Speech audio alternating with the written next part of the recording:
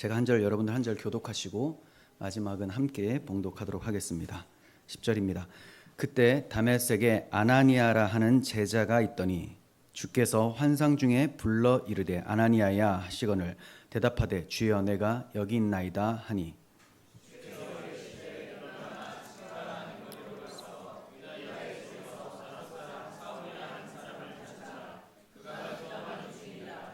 그가 아나니아라 하는 사람이 들어와서 자기에게 안수하여 다시 보게 하는 것을 보았느니라 하시거늘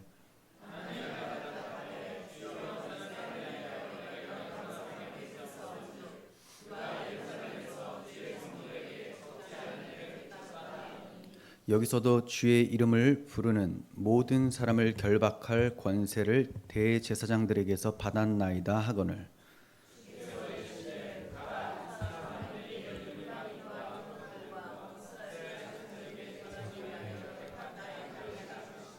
그가 내 이름을 위하여 얼마나 고난을 받아야 할 것을 내가 그에게 보이리라 하시니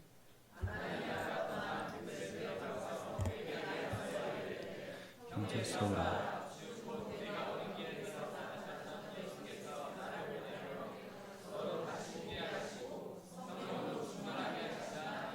즉시 사울의 눈에서 비늘 같은 것이 벗어져 다시 보게 된지라 일어나 세례를 받고 음식을 먹음에 강건하여지니라. 아멘.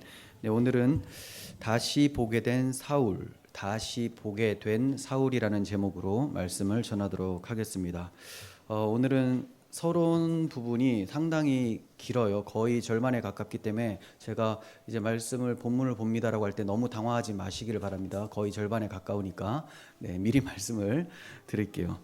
자, 지난 시간에는 사울이 예수 믿는 자들을 잡으려고 다메섹으로 가다가 주님을 만나게 되었습니다. 그런데 그 주님을 밝은 빛 가운데 만나게 되어서 눈이 멀어버렸어요.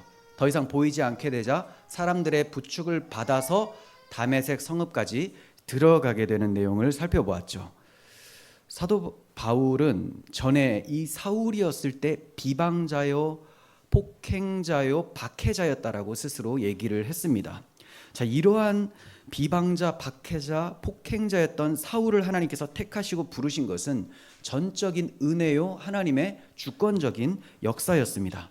그러므로 사울은 사도로 부르심을 받고 고백하기를 나의 나된 것은 오직 하나님의 은혜로 된 것이다 라고 얘기를 한 거예요. 자기가 잘나서 택함 받은 것도 아니고 잘나서 예수 믿게 된 것도 아니라는 것을 스스로 알고 고백을 했던 것이죠.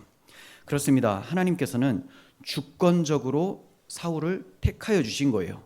그를 택하여 주신 이유는 첫 번째, 하나님께서 창세 전에 그를 사랑하셔서 택정하셨다는 거예요.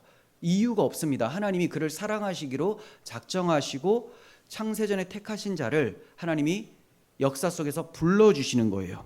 그리고 두 번째는 그를 들어 쓰시기 위해서 택하신 이유도 있습니다. 들어 쓰시기 위해서. 그래서 주님은 사울을 가리켜서 이 사람은 내 이름을 이방인과 임금들과 이스라엘 자손들에게 전하기 위해서 택한 나의 그릇이다. 이렇게 말씀을 해주십니다. 택한 나의 그릇이다. 무엇을 위해서? 예수님의 이름을 전파하도록 하기 위해서. 그래서 사울을 불러주신 이유는 사울을 들어 쓰시기 위함이라는 것을 우리는 알게 됩니다. 자, 이처럼 바울은 주님께서 자신을 부르신 소명을 귀하게 여기고 있었고요. 또 자신에게 주신 사명을 잊지 않고 이 사명을 위해서 남은 여생을 한평생 충성하는 그런 모습을 보였습니다.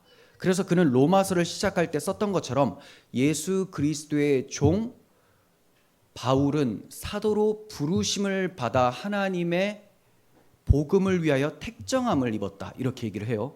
사도로 부르심을 받았다라는 것은 소명이죠. 하나님 나를 불러주셨다.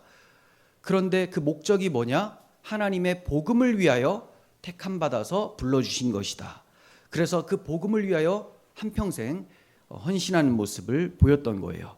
이처럼 소명과 사명에 투철한 사람이 주님께 온전히 충성할 수가 있습니다. 나를 부르신 그 은혜가 얼마나 큰지, 나에게 맡겨주신 사명이 얼마나 위대한 것인지를 아는 그 사람이 충성 다하는 삶을 살 수가 있는 거예요. 한번 생각해 보세요. 나를 하나님이 어떻게 불러주셨고 왜 불러주셨고 나 같은 자가 무엇이기에 나를 불러주셨고 나에게 그 위대한 복음 사명을 주셨는가?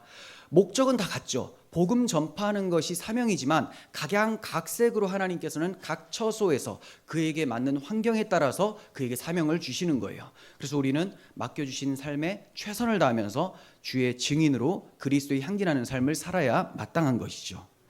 자, 이렇게 사도 바울이 소명과 사명에 투철하여 헌신하기까지는 그에게 아주 대단한 일이 일어났었다는 것을 우리는 알고 있습니다. 그게 지난 시간에 살펴본 내용이죠. 그는 다메섹 도상에서 주님을 만났습니다. 그리고 눈이 멀었죠. 그리고 이어지는 내용이 오늘 본문인데 주님께서 그렇게 눈먼 사울을 다시 보게 하시고 그에게 사명을 주시는 내용이에요. 자, 이 사건을 보면서 역시 사울이니까 사울은 참 특별하고 잘난 사람이기 때문에 주님께서 친히 만나주셔서 그를 능력 있는 종으로 삼아주신 거다라고 생각하는 사람들도 있을 거예요. 그러나 사울이 바울이 되는 것은 자신의 어떠한 모습, 어떠한 자질과 능력 때문에 된 것이 아닙니다. 오히려 그는 다른 사람들보다 더 복음 듣기에 강팍한 심령을 가졌었고 하나님을 위한 열심이라고 했지만 오히려 하나님을 박해하는 데 앞장을 섰었던 그런 사람이었죠. 복음 듣기를 워낙 싫어했고 복음을 아예 없애버리려고 한 사람이었어요.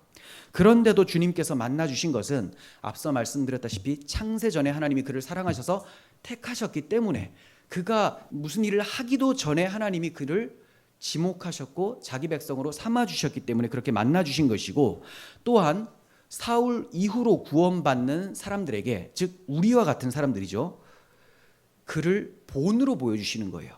이 본이라는 것은 그가 참 괜찮아서 본으로 보여주신다는 것이 아니고, 이러한 인간도 구원받으니 구원받지 않을 사람이 없다. 하나님이 구원하시겠다고 작정하시고 사랑하신다면 구원에 이르지 못할 사람이 없다는 것을 가르쳐주기 위한 본으로 바울을 모델 삼아 주신 거예요.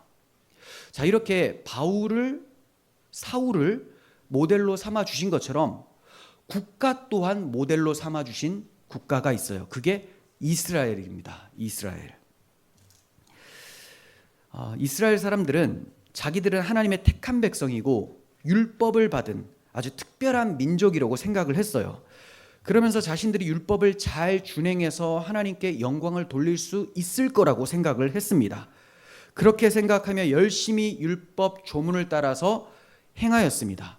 하지만 그렇게 하나님께 영광 돌리겠다고 한 그들이 정작 하나님이 성육신하여 이 땅에 오셨음에도 불구하고 그 하나님을 영접치 않고 오히려 십자가에서 못 박아 죽이게 됩니다. 그러니까 율법을 지킨다고 했지만 율법을 주신 하나님을 십자가에서 못 박아 죽이는 배척한 결과가 나타나게 된 거예요. 이것이 이스라엘의 역할이었어요. 이스라엘은 죄가 무엇인지를 잘 드러내주는 역할로서 존재했었던 것입니다. 그런 이스라엘 민족을 대표할 수 있을 정도의 사람이 바로 사울이에요. 이 사울은 율법에 의하면 흠이 없는 자라고 사람들이 얘기할 만큼, 스스로도 그렇게 느낄 만큼 히브리인 중에 히브리인이었던 아주 대단한 사람이었습니다. 그런데 그는 자신이 가장 의로운 일을 하는 거라고 여겼던 것이 가장 악한 일을 하는 죄였다라는 것을 나중에 알게 되는 거예요. 그러니까 그것을 행할 때는 알지 못했던 거죠. 그게 뭐냐? 바로 하나님의 아들 예수 그리스도를 박해했었던 거라는 거죠. 그러니 사울을 포함한 이스라엘 사람들은 자신들이 율법을 잘 준행하고 있다고 생각을 했으나 결국 율법을 주신 하나님을 대적함으로 한 번도 율법을 제대로 준행해 본 적이 없다는 죄인이라는 것을 드러낼 뿐이라는 거예요. 율법을 아무리 잘 지킨다고 해도 율법을 주신 하나님을 박해했다라는 것은 율법의 근본이 뭔지를 전혀 모른다는 거죠. 율법의 근본, 본질이 뭐예요? 하나님을 목숨 다해 사랑하라는 거잖아요. 근데 자기 목숨을 아끼지 않으면서까지 하나님을 죽인다라는 것은 율법을 한 번도 지켜본 적이 없다는 것이 된다는 거죠. 그러니까 사람들이 볼 때는 사울은 정말 율법을 잘 지킨다, 이스라엘 사람들은 율법을 받은 백성이야 라고 할지라도 하나님 편에 봤을 때는 율법을 하나도 지킨 것이 없는 죄인이라는 것, 이것을 이스라엘을 통해서 드러내심으로 이스라엘이 이러니 너희들도 똑같다라는 것을 보여주고 있는 거예요. 여러분, 율법을 제대로 알았더라면 그 본질이 마음과 뜻과 힘과 목숨을 다해 하나님을 사랑하는 것과 또 그 사랑으로 이웃을 내 몸과 같이 사랑하는 것임을 압니다. 그런데 율법을 제대로 보면 내가 그것을 할 수 없는 인간이라는 것을 알기 때문에 애통하고 탄식하게 되는 것이죠. 그러나 사울을 비롯한 유대인들은 율법을 준행해서 의롭다함을 받으려고 한 거예요. 그게 가능하다고 생각을 한 거죠. 그러나 율법의 기능이 뭐예요? 율법 기능, 우리가 알거니와 무릇 율법이 말하는 바는 율법 아래에 있는 자들에게 말하는 것이니 이는 모든 입을 막고 온 세상으로 하나님의 심판 아래 있게 하려는 것이라고 해요. 사람들의 입을 다 막아요. 율법은 너희들 율법에 비하면 다 죄인이야, 입 막아, 하나님 앞에서 떠들 가치가 없어, 나 의로운데요 할 거 없이 입막음용으로 율법이 주어지는 거예요. 그리고 온 세상이 하나님의 심판 아래 놓였다라는 것을 드러내는 역할로 율법을 주신 거예요.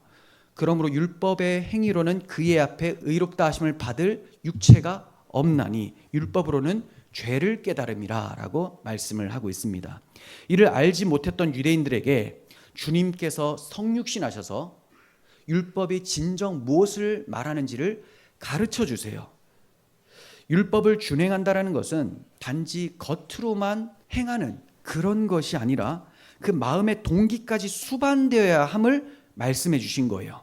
즉 마음을 다해서 하나님을 사랑하고 내 이웃을 사랑함이 전제된 후에 나오는 행동이야말로 하나님의 율법을 제대로 준행한 것이다 라고 가르쳐 주신 거예요. 이렇게 가르쳐 주신 말씀이 산상순입니다. 산상순. 그러니까 모세는 너희에게 이렇게 말했지만 나는 너희에게 이렇게 말하노니 라고 하시면서 모세가 말한 바에 그 본질을 보지 못하는 너희들에게 내가 모세가 말한 것의 본질을 너희에게 가르쳐 주겠다 하시면서 교정해 주시는 거예요. 율법에 대한 인식을. 그러니까 어떻게 되느냐, 지금까지 율법을 지켰다고 생각했는데 하나도 지킨 것이 없다라는 것이 탄로나게 되고 죄인으로 정죄받게 되는 상황에 놓이게 되는 것. 그게 예수님의 산상순의 1차 목적입니다. 물론 이제 구원받은 자가 하나님의 백성을 어떻게 살아야 되는지를 가르쳐 주시는 것도 목적이 있지만 먼저는 이 율법에 의하면 너희들은 다 죽어 마땅한 죄인이다라는 것을 가르쳐 주신 거예요. 그래서 살인하지 말라라고 8계명을 말씀을 하셨는데 이 유대인들은 자신들은 살인을 한 적이 없기 때문에 이 계명은 내가 확실하게 지켰다라고 생각을 한 거예요. 그런데 주님께서는 형제에게 노하는 자마다 심판을 받게 될 것이고 욕하는 자는 공회에 끌려가게 될 것이고 미련한 놈이라고 하는 자는 지옥불에 던져지게 될 것이다 라고 말씀을 하신 거예요. 자, 이런 게 율법의 진짜 의미라면 형제한테 노하지 않은 사람, 형제한테 욕하거나 미련한 놈이라고 하지 않은 사람이 과연 있을까? 그 마음속으로라도 했다면 그 사람은 그냥 지옥행이라고 얘기를 하고 계시는 것이죠. 또 7계명에 간음하지 말라고 했는데 유대인들은 그렇지, 나는 다른 남자의 아내하고 간음한 적이 없기 때문에 나는 이 7계명만은 제대로 지키고 있다. 그래서 6계명 지키고 7계명 지키고 막 이러는 사람인 거죠, 사람들이. 그런데 예수님께서 뭐라고 하십니까? 마음의 음욕을 품은 자마다 간음을 한 것이다. 이미 마음의 음욕이 일어나서 그것을 딱 잡고 있다면 그 간음죄야. 여기에 피해갈 사람이 없다는 거예요. 또 주님께서는 기도와 구제, 금식에 대해서도 말씀해 주셨어요. 기도, 구제, 금식을 하실 때 오로지 하나님만 생각하면서 하나님의 영광, 그분의 의만을 생각하면서 우리가 하느냐? 그렇지가 않다는 거죠. 내 유익, 내가 어떻게 하면 조금 더 잘 될까? 이런 생각하면서 또 사람에게 보이려고 했다면 이게 바로 하나님께 기도하는 것, 금식하는 것, 구제하는 것 다 틀렸다라는 것을 보여주고 있는 거죠. 또 내일 일에 대해서 염려하지 말라고 하셨는데 내일 일에 대해서 염려 안 하는 사람이 어디 있습니까? 그 이방인들만 하는 거라고 했는데 이방인은 하나님의 율법이 없는 자들이잖아요. 하나님의 백성이 아니에요. 근데 이방인들이 염려하는 거라고 했는데 이스라엘 사람들이 염려를 안 했을까요? 염려를 했다는 거죠. 그러니까 이런 주님의 말씀 앞에 누가 자신이 의롭다고 자처하면서 목소리를 높일 수 있겠습니까? 그래서 하나님이 입을 막아버리시는 거예요. 율법 제대로 알아라. 제대로 알라고 주셨는데도 구약시대에 모르고 스스로 자기 의를 세우면서 막 자랑을 하자 예수님이 오셔서 그 입을 제대로 막아버리시는 거죠. 율법 그런 정도의 것이 아니야. 마음에서부터 하나님은 네 중심을 본다라고 말씀을 하시는 거죠. 그러므로 율법을 제대로 본다면 하나님, 저는 부정한 자입니다. 정말 부정해서 하나님 앞에 나아갈 수 없는 자입니다 라고 탄식과 애통의 고백이 나올 수밖에 없는 것입니다. 인간은 모두 하나님을 미워하며 반역하는 전적 부패 상태에 놓여 있어요. 그러므로 말하고 행하는 모든 것이 사람들이 볼 때는 좋다고 여길지라도 하나님 눈에는 부패한 모습인 거예요. 부패한 사람이 아무리 좋은 일을 해도 부패한 것들이 열매를 맺게 됩니다. 마치 율법에서 나병 환자가 부정하다고 한 것과 같습니다. 자, 부정한 자가 뭔가를 손을 딱 대요. 그러면 이것이 부정해져 버려요.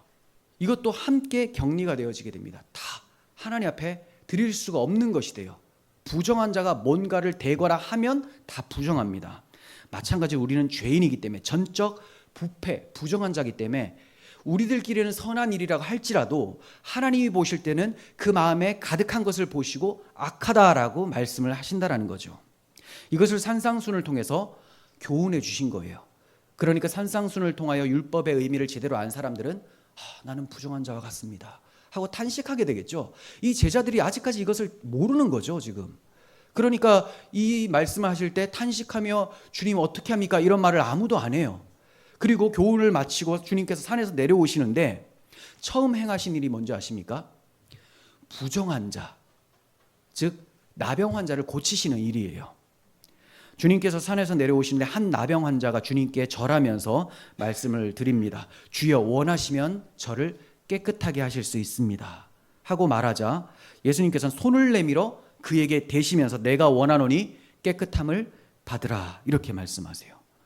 그러자 즉시 그 나병이 깨끗해지게 됩니다. 율법에 의하면 나병 환자에게 접촉만 해도 부정한 자가 되거든요. 그런데 예수님이 그냥 말씀으로만 깨끗함을 받아라 라고 하지 않으시고 손을 굳이 대세요. 이거 율법 조문에 의하면 어긴 거죠. 어긴 거. 근데 왜 되셨을까요?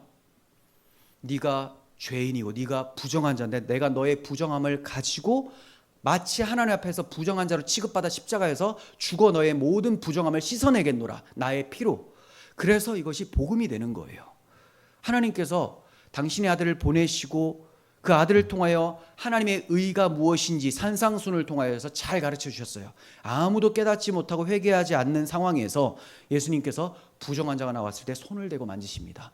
바로 제자들 또한 이렇게 부정한 자로서 고침을 받아야 되는 영적 나병 환자라는 것을 가르쳐 주시고 그 고쳐주시는 능력이 당신의 십자가의 대속으로 일어난다는 것을 보여주고 계셨던 것이죠. 그러나 유대인들은 이러한 것들을 받아들일 수가 없었어요. 그렇게 된다면 지금까지 자기들이 옳다고 해온 모든 것들이 전부 무너지게 되기 때문에 그러므로 그들은 예수님을 십자가에 못 박아 죽인 겁니다. 율법 외에 하나님의 의가 예수님을 통해 나타났는데 그 하나님의 의가 미워서 왜냐? 나의 의를 세우기 위해서는 이 하나님의 의는 없어져야 되기 때문에 그 하나님의 의를 힘써 거부하며 십자가에 못 박은 것입니다. 선한 사람이 한 명 딱 등장하면 악인들끼리는 자기들끼리 야, 너 참 대단하다, 너 참 좋은 일 했다 했는데 진짜 선한 사람 딱 등장하면 다 악인 돼버리잖아요. 그러니까 얘만 없어지면 된다라는 식으로 예수님을 죽인 거예요. 그렇게 하면서 이 강도의 소굴 같은 곳에서 네가 선하니 내가 좀 더 선하니 하면서 경쟁을 하고 있는 구도가 이 세상 타락한 인간들의 모습이라는 것이죠. 자, 이렇게 율법 외에 나타난 하나님의 의를 모르고 자기 의를 세우기 위해 힘써 하나님의 의를 거부한 죄, 그러면서도 자기들이 무슨 일을 하고 있는지를 모르는 상태, 이런 유대인들의 상태가 바로 본문에서 사울의 눈에 비늘이 가려진 상태로 나타나고 있는 거예요. 또는 그 마음에 수건이 덮여져 있는 상태로 설명이 되고 있는 것입니다. 그런데 유대인만 그럴까요? 유대인뿐만이 아니라 모든 인간이 다 그렇다라는 거죠. 모든 인간이. 그러니까 모든 인간이 부패했기 때문에 하나님 무언가를 말씀하시면 이 말씀을 제대로 이해조차 못합니다. 율법을 주시면 이 율법을 이해를 해야지 뭐 탄식을 하거나 회개를 하거나 뭐 이게 나오는데, 율법을 이해를 못하니까 이거 제가 다 지켜볼게요, 제가 다 행해 볼게요, 의롭다면 받아볼게요. 이게 인간들의 특징이라는 거죠. 그러니 하나님이 아무리 말씀하셔도 이해를 못하기 때문에 뭐가 필요하냐? 성령의 도우심이 필요한 거예요. 그래서 우리가 말씀을 보고 깨닫고 회개하고 주님을 붙잡고 믿고 찬양하고 있다는 것은 나의 공로가 아니라 나를 변화시켜 주신 성령의 능력이었다는 것을 찬양할 수밖에 없는 것이죠. 유대인들의 역사 속에서 이러한 일들이 일어난 것은 유대인들을 통하여 죄가 무엇인가를 드러내기 위한 모델로 그들을 삼으셨기 때문입니다. 그리고 이러한 유대인 역할을 본문에서는 히브리인 중에 히브리인인 사울이 하고 있는 거예요. 주님께서 그 사울에게 어떻게 하시는지를 보시면서 또 우리에게 이렇게 해주신 그 은혜에 대해 감사하셨으면 좋겠습니다. 10절을 보십시오. 그때 다메섹에 아나니아라 하는 제자가 있더니 주께서 환상 중에 불러 이르되 아나니아야 하시거늘 대답하되 주여 내가 여기 있나이다. 자, 그때라는 것은 사울이 지금 눈이 보이지 않는 상태죠. 3일 동안 먹지도 않으면서 이렇게 보이지 않는 상태로 있는데 뭘 했습니까? 기도를 했죠. 금식 기도를 하고 있었습니다. 그리고 하나님의 말씀을 또 생각하면서 성경을 그리스도로 모으는 그런 생각을 하고 있었다라고 제가 지난 시간에 말씀을 드렸죠. 자, 이런 때에 그 시간에 아나니아라고 하는 다메섹 성읍에 사는 주님의 제자에게 주께서 환상 중에 말씀을 하시는 거예요. 자, 이 아나니아는 원래 유대인입니다. 유대인 중에서도 아주 경건하기로 소문난 사람이에요. 그래서 22장에 보면 율법에 의하면 경건한 유대인으로 모든 유대인들에게 칭찬받았었던 사람이라고 얘기를 합니다. 아주 탁월한 사람인데, 경건한 사람인데, 자, 이런 사람이 예수님을 믿어서 그리스도인이 된 상황이에요. 그러니까 이 아나니아와 같은 사람은 경건한 사람이었으니까 예수님을 알지 못했을 때도 오실 메시아를 기다리고 있었던 다윗과 같은 심령을 가지고 있었던 사람인 거예요. 그런 자에게 복음이 전해지니까 그리스도를 믿게 되는 겁니다. 자, 이렇게 그리스도인 아나니아. 그런데 이 아나니아가 주여 제가 여기 있습니다 이렇게 응답을 하죠. 자, 이것은 우리 믿음의 선배들이 했었던 반응하고 똑같습니다. 아브라함이나 야곱이나 모세나 사무엘도 동일한 표현으로 즉각적으로 주님 앞에 응답을 했어요. 그런데 우리가 이상한 것은 이 사울이라고 하는 앞으로 이제 바울이 될 엄청난 거물, 이런 사람을 변화시키는 데 있어서는 정말 사도 중에서도 수제자, 베드로나 또는 전도자 중에 탁월한 전도자 빌립 집사 같은 사람을 들어 써주시면 좋을 것 같은데, 이 무명인 그냥 사람들에게 어느 정도 칭찬만 받고 성경에 언급도 되어 있지 않는 이런 아나니아를 들어 쓰셨다라는 거죠. 자, 이런 거 보면 정말 하나님의 부르심과 사명 주심에 대해서 우리는 알 수가 없습니다. D.L. 무디라고 아주 세계적인 전도자가 있었죠. 이 D.L. 무디가 자신의 영적 멘토라고 생각했던 사람이 우리가 생각하면 어떤 대단한 목회자, 전도자가 아닐까라고 생각하겠지만 신발 가게 점원이었었던 에드워드 킴벌이라고 하는 사람이에요. 그러니까 이 에드워드 킴벌을 통하여서 무디가 감화 감동이 있고 도전받고 이런 삶이 있었다는 거죠. 하나님께서 우리를 어떻게 사용하실지는 우리는 모릅니다. 아나니아도 그랬어요. 자기가 바울을 전도했다? 그거는 생각도 못할 일이죠. 그러나 평소 경건하게 살면서 부르심에 즉시 겸손함으로 응답하는 그 사람을 하나님께서 사용해 주신 거예요. 우리도 그러한 자세로 신앙생활을 했으면 좋겠습니다. 자, 11절에서 12절 봅니다. 주께서 이르시되 일어나 직가라 하는 거리로 가서 유다의 집에서 다소 사람 사울이라 하는 사람을 찾으라. 그가 기도하는 중이니라. 그가 아나니아라 하는 사람이 들어와서 자기에게 안수하여 다시 보게 하는 것을 환상 중에 보았다라고 말씀을 하십니다. 여기서 직가라고 하는 거리는 직진할 때 그 직, 고들직, 고든 거리, 이름이 그래요. 고든 거리인데 다메섹의 주요 도로고 지금도 굉장히 주요한 도로로 남아 있다고 해요. 자, 그쪽으로 가면 유명한 거리죠. 가서 유다라는 사람, 굉장히 이름이 많잖아요. 그런데 거기에 가서 물어보면 알게 되는 것 같아요. 그래서 유다라는 사람의 집에 들어가면 다소 사람, 사울이라고 하는 사람을 찾아봐라. 그가 기도 중에 있다. 이렇게 말씀합니다. 기도 중에 있다. 먼저 회개 기도를 했을 것이고, 또 다시 보게 하실 주님을 신뢰하며 감사드리며 믿음을 고백하는 중이었겠죠.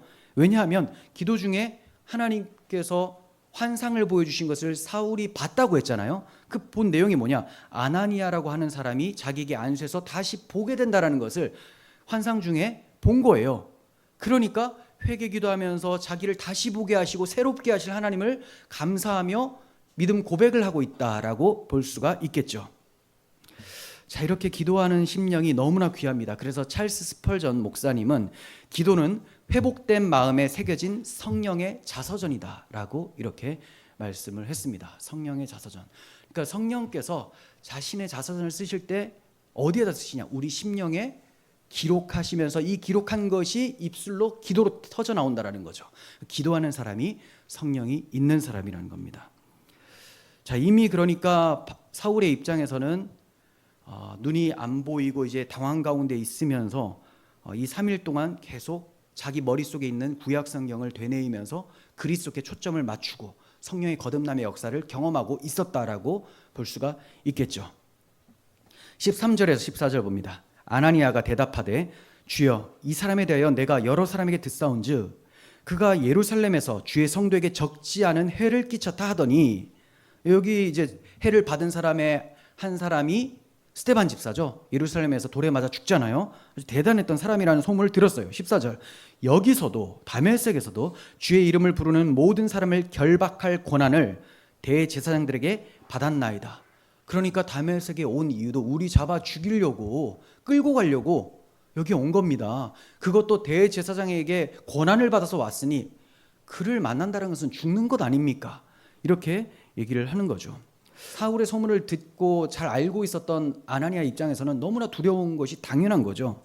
그래서 주님의 이 말씀이 비합리적이라고 생각하면서 자기 머리로는 도무지 이해가 안 되니까 주님께 이 상황을 말씀을 드리는 거예요. 지금 반항한다는 것이 아니고 주님 저 정말 이해가 안 됩니다. 이 사람 정말 엄청난 사람이고 우리를 박해하는, 주님 박해하는 그런 사람 아닙니까?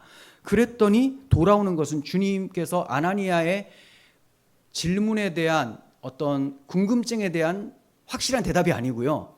가라. 그냥 이렇게 얘기하신 거예요. 가라. 그냥 이 사람은 내가 택하였다. 이 아나니아 입장에서 굉장히 황당하죠. 하지만 하나님의 약속, 주님의 약속을 믿기 때문에 주님이 택하였다고 하면 정말 택한 거지. 내가 볼 땐 정말 악인인데 그것도 언제까지? 한 5년 전에가 아니에요. 지금 오고 있는 중에 변화됐다고 해서 이게 검증도 안 됐잖아요. 검증할 게 없어요. 왜냐하면 주님이 말씀하셨기 때문에. 주님 말씀이 최종적 검증입니다. 그래서 그것을 믿고 맡기며 순종하는 거예요. 두렵지만 두려움을 이겨낼 수 있는 힘이 바로 주님 말씀을 믿고, 믿는 사람은 맡기고 맡긴 사람은 순종한다는 거죠. 그렇게 나아갑니다. 15절에서 16절 봅니다. 주께서 이르시되 가라, 이 사람은 내 이름을 이방인과 임금들과 이스라엘 자손들에게 전하기 위하여 택한 나의 그릇이다. 그가 내 이름을 위하여 얼마나 고난을 받아야 할 것을 내가 그에게 보이리라. 주님께서 사울을 택하신 이유가 내 이름을 위하여라고 하십니다. 내 이름. 그럼 사울은 이전에는 누구의 이름을? 물론 하나님의 이름을 위한다고 했지만 그 하나님의 이름을 위한다는 그 열심으로 자기 이름을 내는 거예요. 이거 이해가 되세요?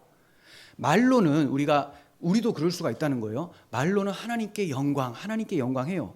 예수님 홀로 찬양 받으시옵소서 하면서 자기가 예배를 열심히 하는 이 열심을 자기 자랑으로 삼는 거. 이게 자기의예요. 이게 자기의. 교묘하게 들어가 있어요. 어느 누가 내가 제일 잘났어 하는 교인이 어디 있어요? 유대인들 중에서도 내가 제일 잘났지 이렇게 멍청하게 얘기하는 사람 없습니다. 그냥 주님 감사합니다 하면서 하늘을 우러러 쳐다보면서 저 바리새인과 같지 않음을 감사합니다. 그럼 자기 같지 않은 자신을 높이는 거잖아요. 이런 식으로 의가 튀어나온다는 거죠. 사울은 자기 의를 구하고 있었던 사람이었어요. 그런데 하나님께서 이제 자기 이름이 아니라 예수 그리스도의 이름을 위해서 그를 택하셨다라고 말씀을 하고 계시는 거죠. 내 이름을 전하기 위해서 택한 나의 그릇이다라고 했는데, 주님의 이름, 이 세상에서 가장 값진 것이 주의 이름이죠. 보화보다 더 귀해요. 그래서 이따가도 말씀을 드리겠지만, 바울 사도는 이 주 예수 그리스도 그리고 그 복음을 보화라고 얘기하고, 이 보배를 질그릇인 우리에게 담았다, 이렇게 얘기를 합니다. 그러니까 내 이름을 위해서 택한 그릇이라고 하면 이 그릇은 사울이고요. 사울이라고 하는 그런 사람 안에 뭘 넣어요? 예수님의 이름이라고 하는 보배를 넣어서 이거 가지고 가서 누구한테 주나? 이방인과 임금들과 이스라엘 자손들에게 나누어 주라고 그렇게 주신 거예요. 그러다 보면 이 그릇을 깨버리겠죠. 기분 나쁜 사람들은. 그게 순교입니다. 깨어지고 박해를 당해도 그래도 이 안에 들어가 있는 그리스도의 이름, 보배만 드러나면 된다. 이렇게 하기 위해서 내가 그를 불렀다라고 하시는 거예요. 그러므로 16절에 보면 그가 내 이름을 위해 얼마나 고난을 받아야 할 것을 내가 그에게 보이리라. 그 안에 그냥 아무것도 없었으면 깨질 이유, 맞을 이유가 없어요. 그런데 예수님의 이름이 있으니까 이 질그릇이 깨질 수가 있고 환난과 고난을 당하고 순교까지 하게 된다. 그러니까 주님께서는 앞으로 사울이 바울로 쓰임을 받을 때에 어떠한 고난을 받게 될지를 미리 알려주시는 거예요. 그러므로 사도행전 뒷부분이 사도 바울의 선교 이야기인데 계속해서 고난과 박해를 받는 내용이 기록이 되어 있고, 또 사도 바울이 쓴 서신서들에 자기가 얼마나 많은 고난을 받았는지가 기록이 되어 있죠. 정말로 주님께서 말씀하신 대로 사람들은 그렇게 살게 되는 거예요. 그러나 바울이 주의 이름을 위해서 받는 고난을 저주라고 여겼을까요? 너는 이제 내 이름을 위해서 고난을 받아야 된다, 내가 이거 보여주겠다라고 할 때, 아니 내가 그렇게 주님을 위해서 최선을 다해서 살았는데, 물론 그것이 잘못된 방향이지만 저를 주님 만나게 해주시고 이제 주를 위해서 고난받게 한다고요? 너무하신 거 아닙니까? 근데 그렇게 생각 안 한다는 거예요. 주를 위해 받는 고난을 가장 값진 것, 내가 깨어질 때 내 안에 주님의 생명이 있다는 것이 증명이 된다라고 자신감을 느끼고 자부심을 느끼고 감사함을 느끼면서 고난의 삶을 살았습니다.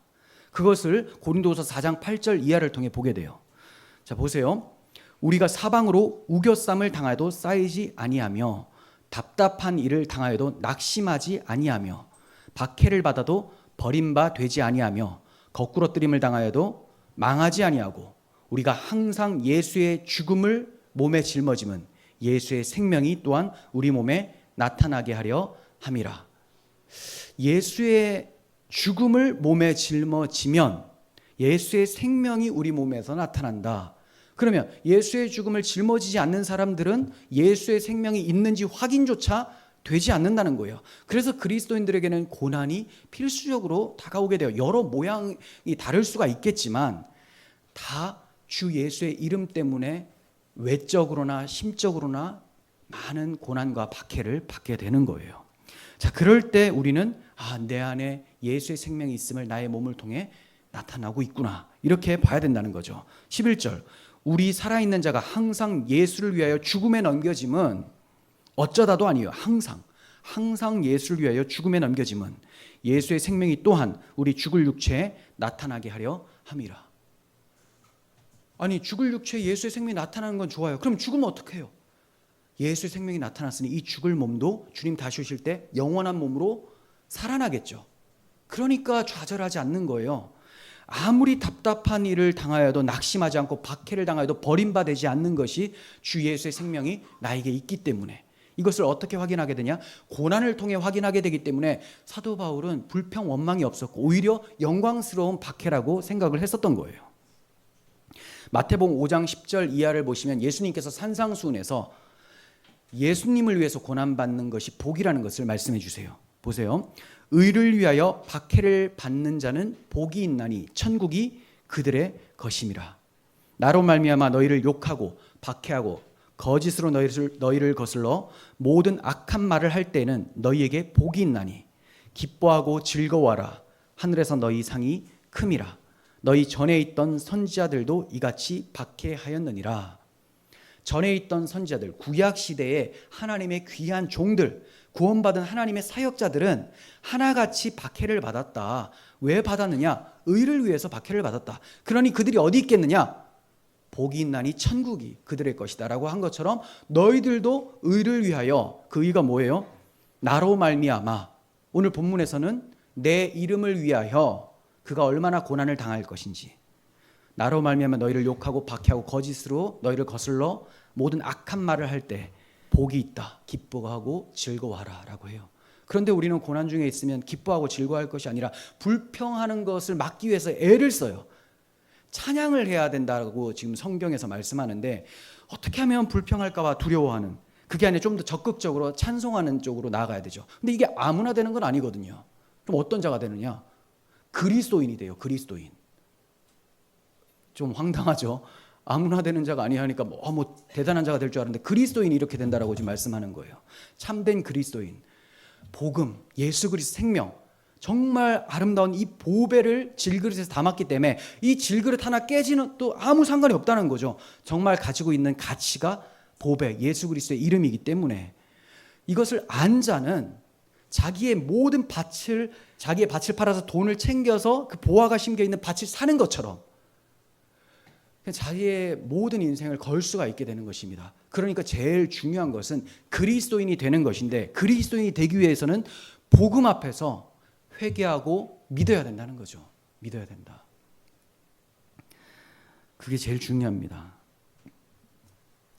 주의 이름을 위한 고난이 복임을 확신한 바울은 주님께서 자기의 그릇으로 자신을 택하여 주신 것이 너무 감사해서 이 그릇이라는 표현을 자주 쓰면서 애착을 갖고 있었습니다. 그의 서신서에 이런 표현이 나오는데요. 바울은 자기뿐만이 아니라 모든 성도들이 다 주님의 그릇이다라고 얘기를 해요. 그래서 우리가 이 보배를, 이 복음을, 이 예수를 우리 질그릇에 담았으니 이렇게 얘기를 합니다. 그리고 디모데후서 2장 20절에서는 교회 안에 여러 그릇들이 있다라고 얘기를 해줘요. 그 교회를 큰 지배라고 해요. 큰 지배는 금그릇도 있고 은그릇도 있으나 또 나무 그릇과 질그릇도 있다. 그래서 귀하게 쓰는 것도 있고 천하게 쓰는 것도 있다. 이렇게 말씀을 합니다. 그럼 우리는 천하게 쓰는 건 또 뭐야? 이렇게 얘기하겠죠. 나는 그럼 금그릇 뗄래, 은그릇 뗄래. 그 된다고 되는 게 아니고 주님께서 너는 금그릇, 은그릇, 너는 나무그릇, 질그릇으로 정하신다는 거예요. 지금 바울은 어떻게 쓰이는 거예요? 질그릇으로 쓰이는 겁니다. 질그릇, 깨지기 쉬운 질그릇, 인간의 연약함. 그러니까 질그릇을 쓴다는 것은 많은 박해와 고난을 감수하면서 그 안에 보배를 드러내는 삶을 산다는 거죠. 또 어떤 사람은 금그릇처럼 쓴다는 것은 교회 안에서 칭찬받고 많은 사람들에게 인정받으면서 그렇게 할 수도 있겠죠. 하지만 목적은 하나예요. 결국 그리스도의 이름을 위해서 사는 거죠. 그러니까 각양 여러 가지 모양을 가지고 있지만 결국은 다 주님의 그릇으로 주님을 드러내는, 그 보배를 드러내는 그릇으로 쓰임을 받는다. 이렇게 우리를 하나님께서 자기 그릇으로 택하여 세우셨다는 사실에 자부심이 있어야 되고 또 감사와 은혜를 찬양할 수 있어야 되는 것입니다. 17절, 아나니아가 떠나 그 집에 들어가서 그에게 안수하여 이르되, 형제 사울아, 주 곧 내가 오는 길에서 나타나셨던 예수께서 나를 보내어 너를 다시 보게 하시고 성령으로 충만하게 하신다 하니. 네, 형제 사울아 하면서 부르고 있습니다. 아나니아는 사울이 주님의 택한 그릇이라고 하는 주님의 말씀을 그대로 믿고 두려움을 이기면서 사울 앞으로 나아갔죠. 그리고 방금까지도 원수요 박해자였던 사울을 향해서 형제 사울아 이렇게 따뜻하게 사랑의 음성으로 말을 하고 있습니다. 전에 우리가 어떠한 모습이었든지가 중요하지 않습니다. 지금 누구를 믿고 어떻게 변화되었는지가 중요한 거예요. 그리스도인들은 이전 것은 지나갔으니 보라 새 것이 되었도다라고 하신 말씀대로 주 안에서 새로운 피조물, 하나님의 권속이 됐어요. 이전에는 마귀의 자녀였는데 이제 주님의 제자, 하나님의 자녀로 된 것입니다. 그러므로 한 몸에 많은 지체로 모였음을 기억하시고 서로 사랑으로 따뜻하게 대해 주셔야 되는 거예요. 쟤는 말하는 것이 나하고 너무 안 어울려, 이렇게 해서 미워할 것이 아니라, 너무 만약에 힘들고 성향이 너무 다르면 조금 전략적으로 거리를 둘 수는 있겠죠. 이게 지혜죠. 하지만 그 사람을 미워하거나 일부러 왕따처럼 하거나 비난하거나 이런 것들은 정말 악한 모습이라는 거죠. 다 주 예수의 피로 거듭나서 주의 몸으로 연합된 우리의 지체라는 거예요. 그러니까 오른손이 왼손 보고 이 왼손은 저 이전에 다쳐가지고 마음에 안 들어 죽겠네, 저거 어떻게 잘라버릴 수 없을까? 이런 오른손이 어디 있습니까? 그럼 머리가 뭐라고 하겠어요? 이건 이런 게 다 있지? 근데 또 이게 하나이기 때문에 그러니까 일어날 수 없는 일이에요. 지금 말하다 보니까 이상해지는데, 이게 이상하잖아요. 여기서 이거 마음에 안 드네, 아프다, 얘만 아파요? 머리가 또 아프대요. 그럼 이걸 또 때릴 수도 없고, 이런 일이 안 일어난다라는 거예요. 그러니까 교회에서는 이런 일이 일어나서는 안 되는 거죠. 근데 이런 일이 막 일어난다. 그건 내가 주의 몸된 지체인가를 한번 생각해 봐야 되는 것이고, 주 예수의 피가 나를 구속한 그 은혜를 내가 과연 알고 있는 사람인가? 아니면 알았는데 잠깐 잊은 것인가? 정신이 나간 것인가? 이거 한번 생각해 봐야 된다는 거예요. 아나니아가 안수를 하면서 이렇게 얘기를 합니다. 성령으로 충만하게 하신다. 주님께서 성령으로 충만하게 하시려고 하신다는 거죠. 자, 이 말씀을 보면서 지난번에도 말씀드렸지만 사도행전 1장 8절이 떠오르게 됩니다. 자, 상황을 한번 보세요. 지금 오직 성령이 너희에게 임하시면 너희가 권능을 받고 예루살렘과 온 유대와 사마리아와 땅끝 이방인까지 내 증인이 되리라라고 하셨어요. 근데 정말로 오순절에 예루살렘에 성령이 강림하셨어요.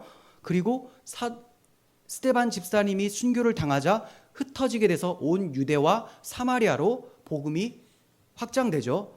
그래서 빌립 전도자를 통해서 에티오피아 내시가 사마리아에서 복음을 듣고 또 성령이 임하시게 되죠. 자, 이제는 어디로 가야 되느냐? 이방으로, 땅끝까지 가야 되는데, 이 땅끝까지 가게 하는 이방인의 사도로 누구를 부르시냐면 사도 바울을, 사울이란 청년을 부르신다는 거예요. 그러니 그에게 뭐부터 하셔야 되느냐?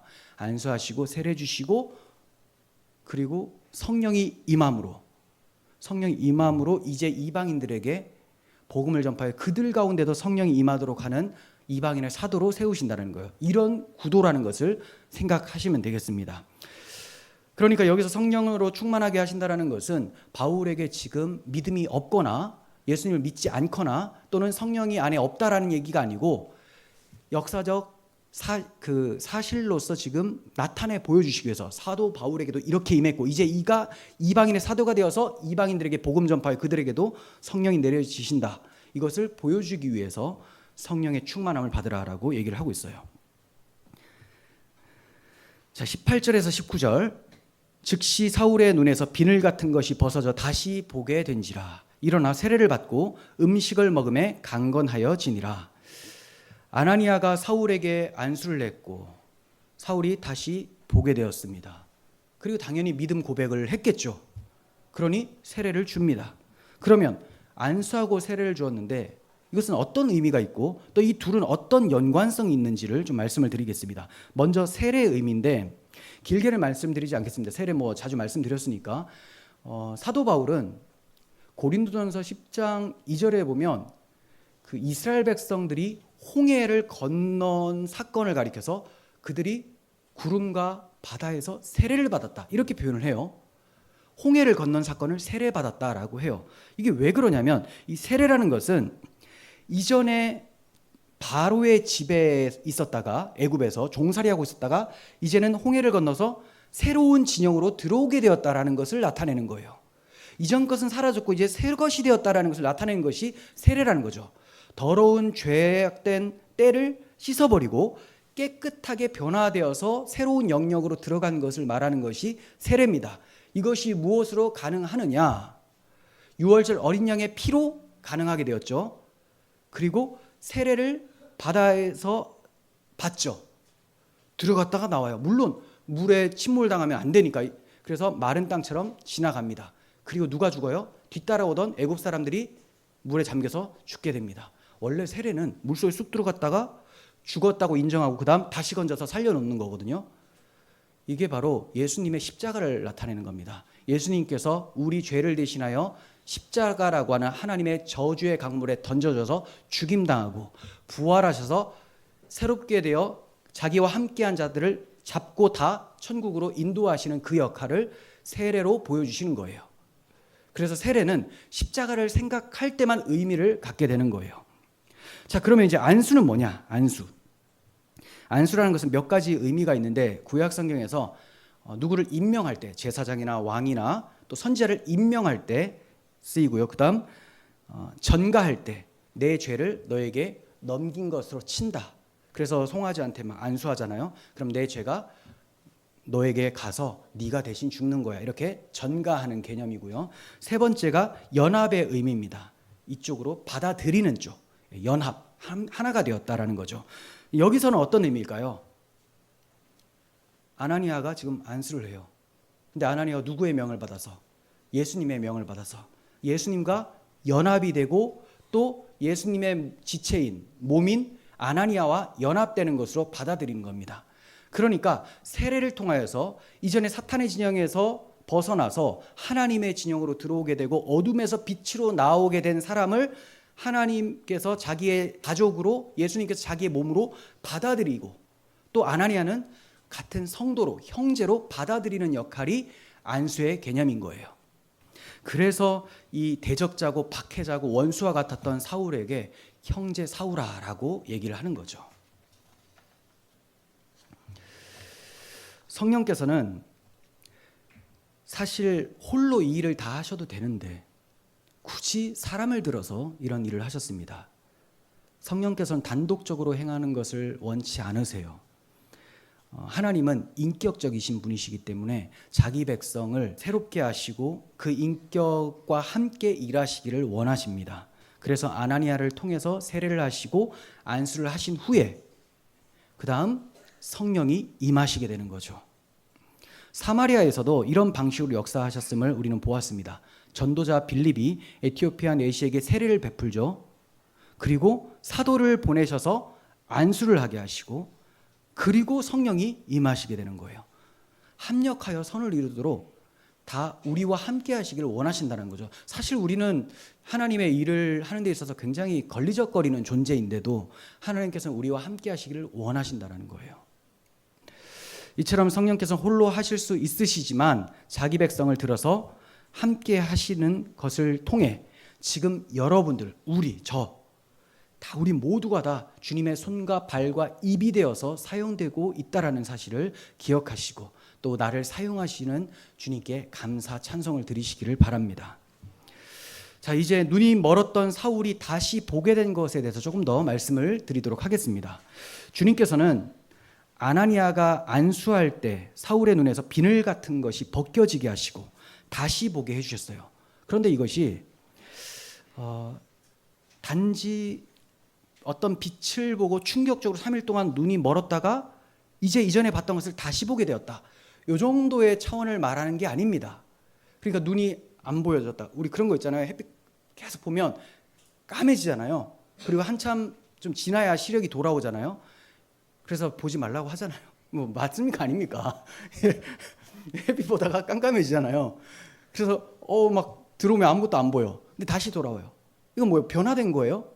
아니죠. 지금 이 얘기하고 있는 게 아니고 여기서 다시 보게 되었다라고 표현할 때는 그에게 새로운 눈을 창조해 주셨다라는 것을 보여주는 거예요. 이전에 못 보던 것을 보는 세계관과 가치관이 바뀌게 되었다. 이것을 가르쳐주는 표현이 그가 다시 보게 되었다는 겁니다.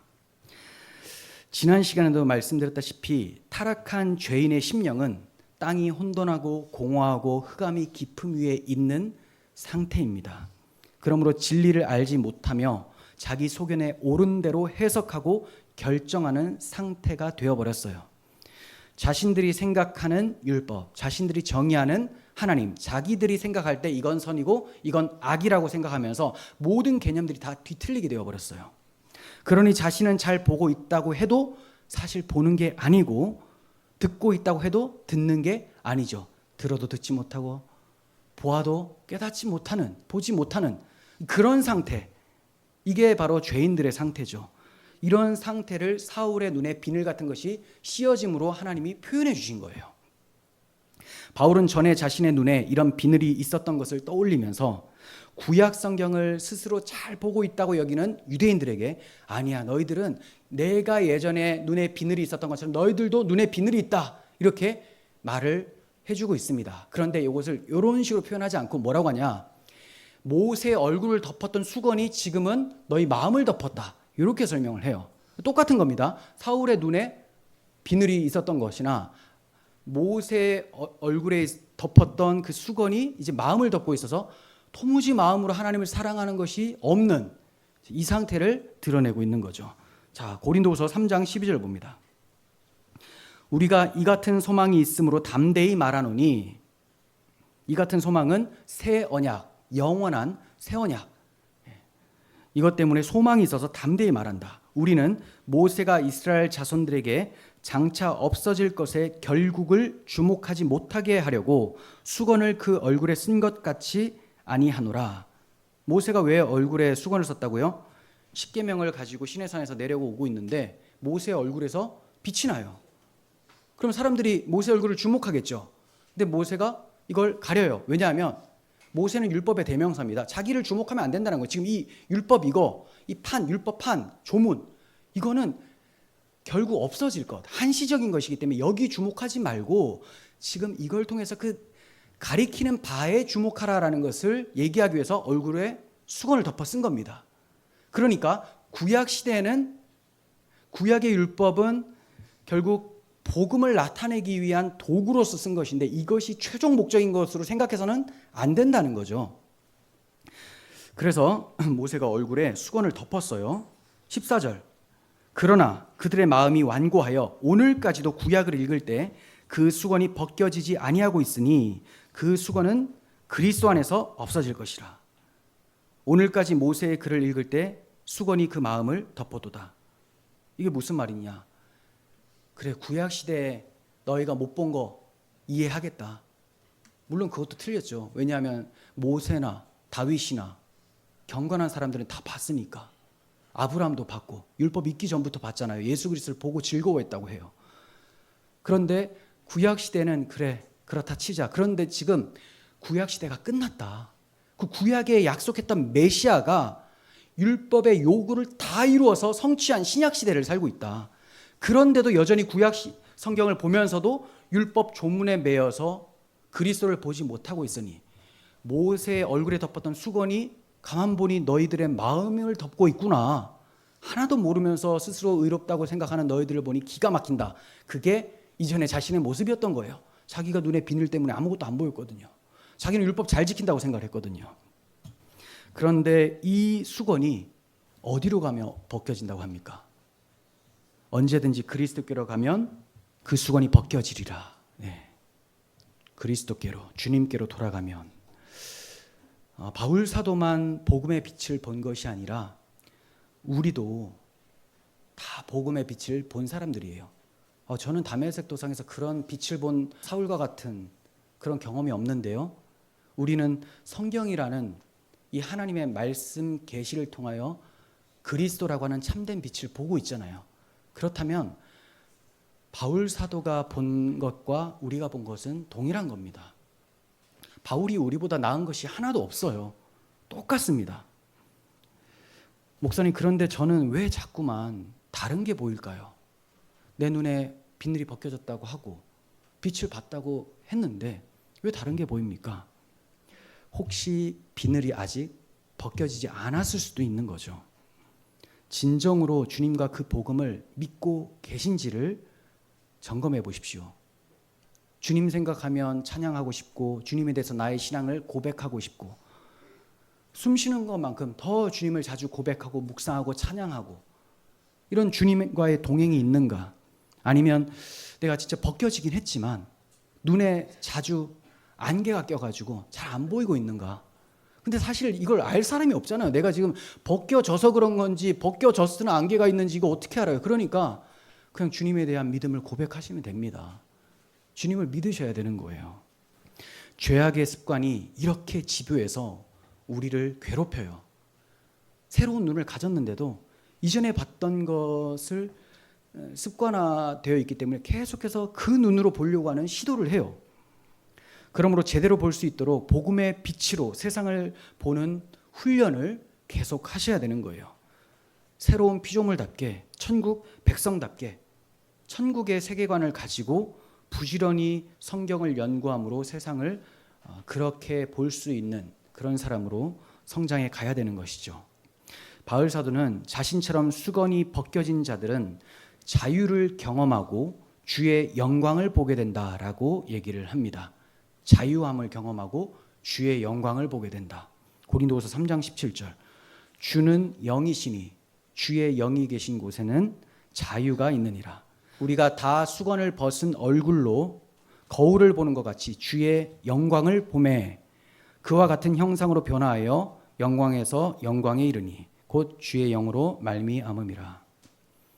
네, 바울에게 자유가 있었어요. 감옥에 갇혀도 자유, 나와서 매를 맞고 박해를 당해도 자유, 칭찬을 받아도 자유. 그 칭찬에 매이지도 않고 감옥에 있다고 몸이 매여도 자기 영혼이 매이지를 않아요. 주님은 영이기 때문에, 내가 주와 합한 영이 되었기 때문에 내 본향이 천국임을 압니다. 난 천국 백성이기 때문에 주님을 그곳에서도 누리는 거예요. 독방에 가서도 주님을 누리고 사는 많은 곳에서도 주님과 함께 동행하고, 그러니 자유가 있죠. 정죄감이 없어요. 수건을 벗은 얼굴로 거울을 보는 것 같이 주의 영광을 본다고 합니다. 그런데 자기만이 아니고 우리가 다 이렇게 얘기하죠. 우리가 다 수건을 벗은 얼굴로 주의 영광을 본다. 주의 영광이 바로 다메섹에서 본 빛이잖아요. 근데 모든 교인들이 다 그렇게 보고 있다고 얘기를 해요. 여러분들도 지금 보고 있는 거예요. 비늘이 벗겨져서 새로운 세상을 보듯이 주의 말씀으로 우리의 흐려진 시각이 맑아지기를 소원합니다. 믿음이란 눈에 보이는 세계를 구하는 것이 아니라 보이지 않지만 하나님께서 약속하신 장차 올 세계를 보는 거예요. 그게 정말 믿음을 가진 자입니다. 장차 이 세상의 모든 것들은 다 예수 그리스도로 통일될 거예요.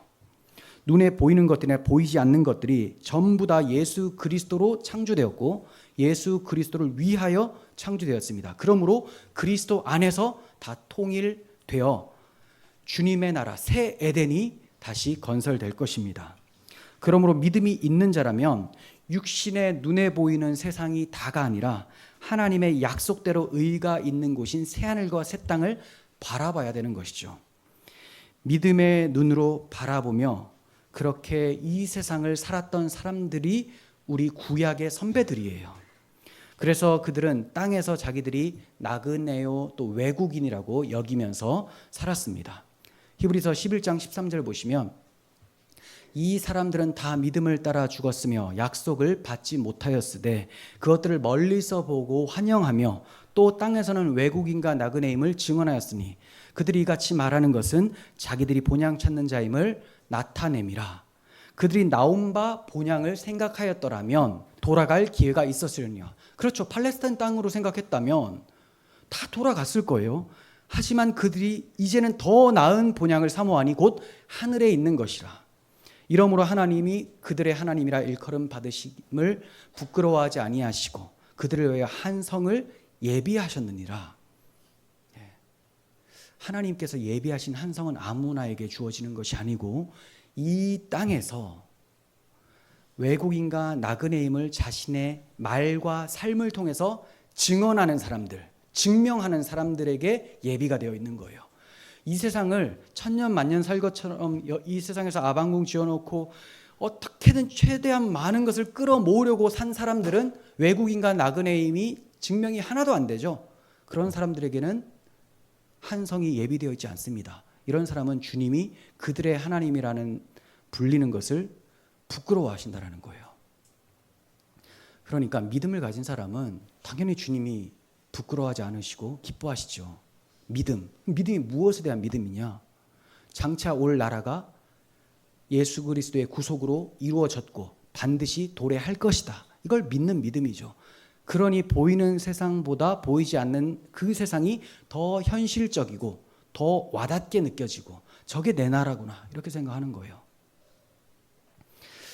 이제 곧 휴가철입니다. 집을 떠나서 여행하시는 분들이 있을 거예요. 그런데 생각해 보세요. 잠시 머물다가 나오는 숙소가 좀 불편하다고 해서 거기다가 우리가 도배를 하거나 장식을 하거나 또 화장실 청소하고 막 깨끗하게 침대 뭐 이불 빨고 이런 짓을 안 하죠. 왜냐하면 그게 우리 집이 아니고 나는 돌아갈 내 집이 있으니까, 돌아갈 집이 있으니까 여기 잠시 머물다가 가는 곳이기 때문에 좀 불편해도 그냥 가요. 뭐 펜션 주인한테 아유 불편해요 했는데 아 예 하고 안 고쳐주면 뭐 어떡해요. 그냥 그 지나가는 거 2박 3일 그렇게 지나가다가 집에 오는 거죠. 마찬가지입니다. 이 세상은 그냥 잠시 머물다가 가는 임시 숙소일 뿐입니다. 나그네의 숙소예요. 우리가 돌아가야 할 영원한 집이 하늘에 마련되어 있습니다. 우리의 시민권은 하늘에 있죠. 그러므로 땅의 것을 생각하지 마시고 위의 것을 찾으시길 바랍니다.